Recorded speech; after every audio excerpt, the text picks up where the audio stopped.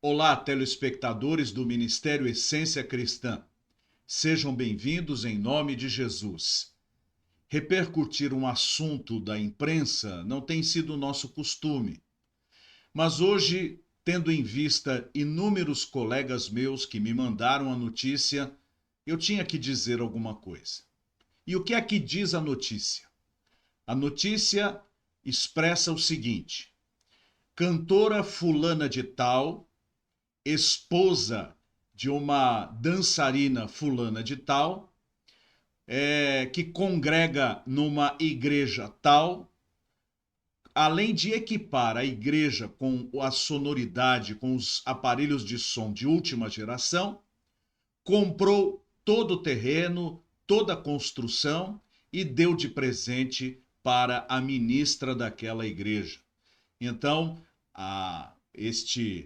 esta dupla de senhoras repercutiu a notícia e a ministra daquela igreja, feliz da vida, chorando em lágrimas, satisfeita por tantas bênçãos recebidas. Então a notícia é: comprou uma igreja e deu de presente. São dias espantosos, mas isto não é novidade. Há tempos atrás, uma grande denominação evangélica aqui no Brasil foi chacoalhada por causa dos pecados, por causa da imoralidade e indecência do seu líder.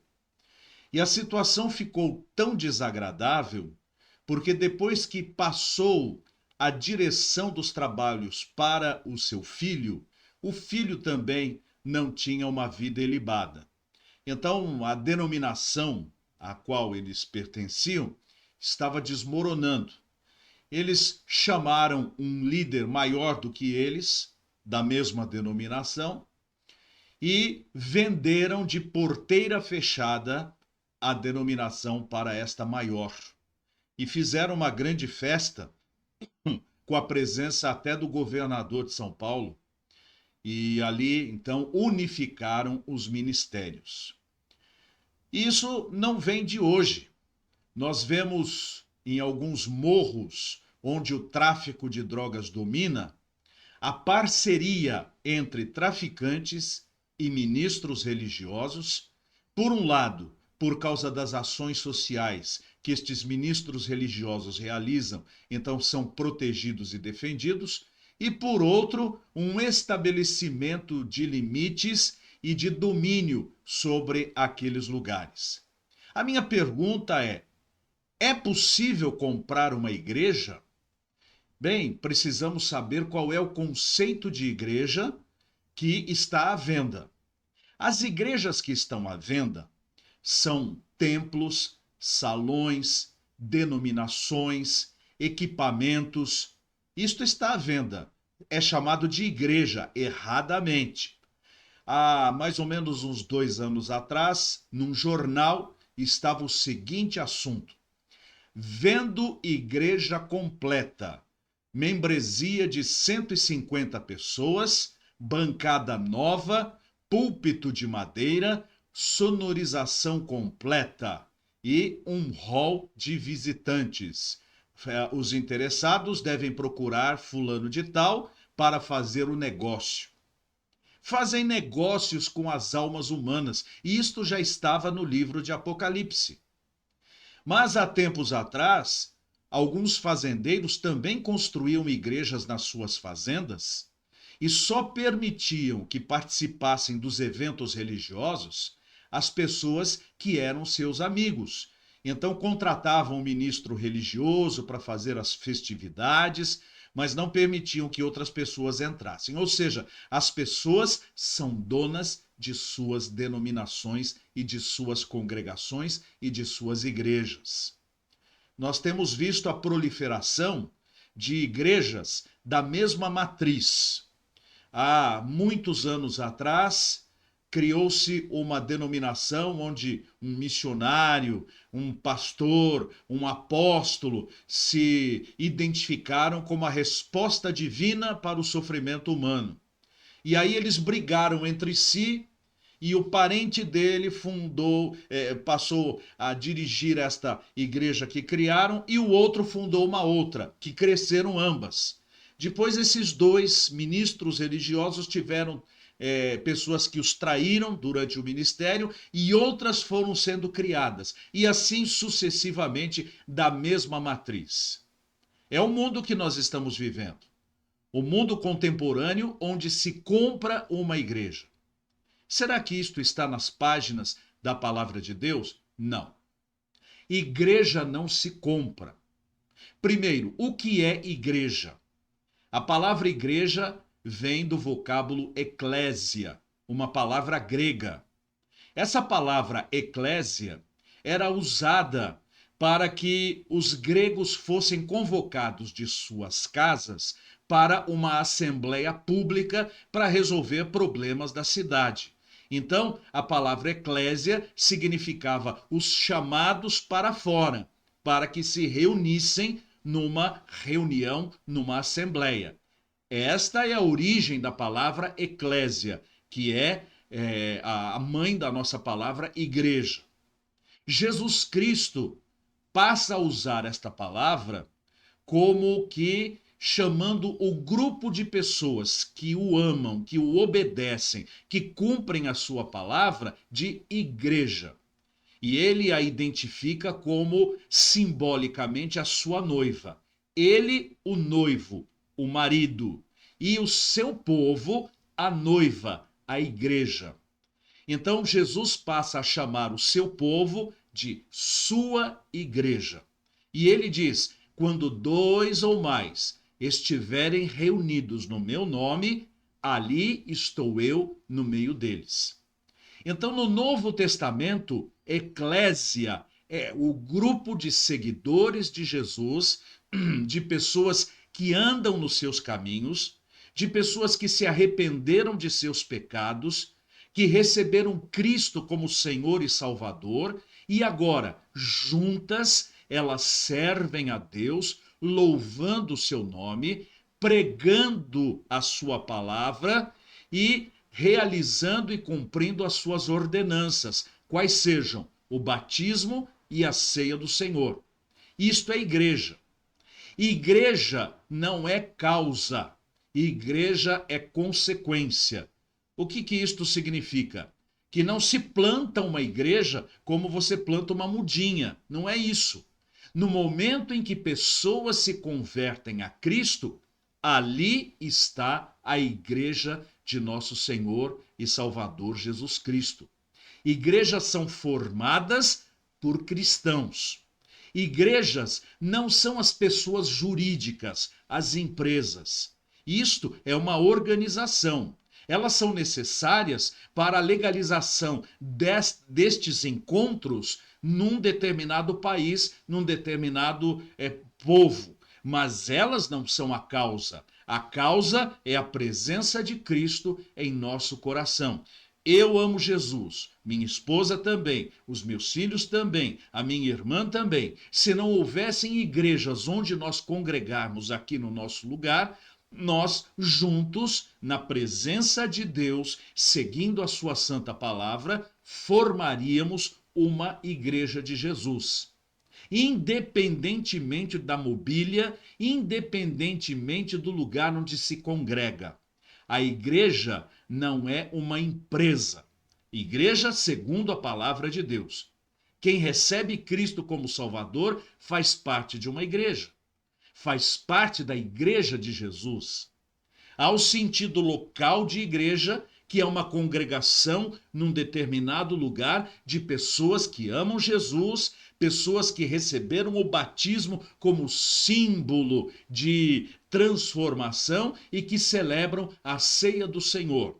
Estas pessoas formam uma igreja local. Neste sentido, é que no livro de Apocalipse nós encontramos as cartas de Jesus às 7 igrejas da Ásia Menor.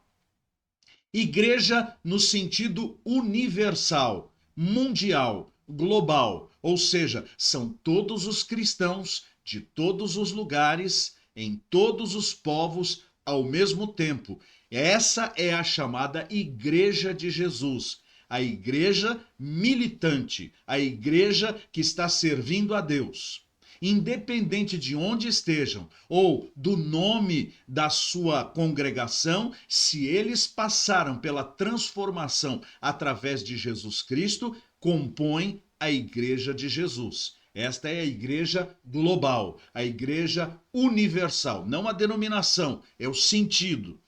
Agora, existe a igreja triunfante. E quem é a igreja triunfante?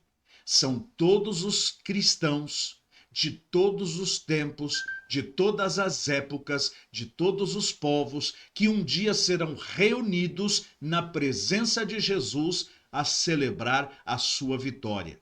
Essa igreja triunfante é a que vai estar no céu. Então, quando eu me converto a Jesus Cristo, eu sou inserido na igreja de Jesus. Eu sou inserido na noiva de Cristo. Cristo morreu pela sua igreja, pelo seu povo, pelos seus congregados, pelos seus salvos. E hoje a igreja de Jesus se reúne em igrejas locais onde nós adoramos a Deus. Há igrejas debaixo de um bambuzeiro, há igrejas debaixo de uma choupana, mas há igrejas que congregam numa grande catedral. Não se compra a igreja de Jesus, não se dá a igreja para alguém. A igreja é uma consequência da nossa fé no nome do Senhor Jesus Cristo. Portanto, estas pessoas que abrem igreja como se abrissem empresas, estas pessoas que começam uma igreja como se fosse um negócio e que se autopromovem a apóstolos, missionários, bispos, arcebispos, esta coisa toda, elas o fazem sem nenhuma credencial à luz da palavra de Deus. Porque para ser membro da Igreja de Jesus Cristo, há de se converter a Cristo e passar a seguir os mandamentos dele. E onde estão esses mandamentos? Nas páginas da Bíblia Sagrada. Quem se diz cristão e tem uma estrutura familiar diferente daquela que a Bíblia ensina, marido e mulher e filhos, uma estrutura familiar à luz do Criador, quem tem uma estrutura familiar diferente desta, não faz parte da igreja de Jesus. Pode ser a igreja de fulana, a igreja de cicrana, a igreja tal, mas a de Jesus não é composta por pessoas que criam as suas próprias regras. Eu, particularmente, sou um cristão. Quando me converti, eu fui inserido no corpo de Cristo, eu faço parte da noiva, eu faço parte da igreja, dos chamados para fora do mundo, separados para a glória de Deus. E à luz das Escrituras Sagradas, eu decidi me identificar com uma confissão doutrinal. Eu sou um batista. E como batista, congrego numa igreja local. Igreja que não pertence ao pastor dela, igreja que não pertence aos membros dela, mas igreja que pertence a Jesus Cristo. E essa igreja que pertence a Jesus Cristo não é objeto de negócio, não é objeto de ser presenteada para alguém.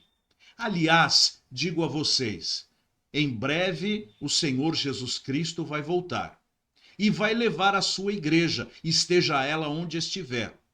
Os templos, os equipamentos sonoros, as bancadas, as catedrais, os objetos, as contas correntes e os valores monetários, todos vão ficar para trás.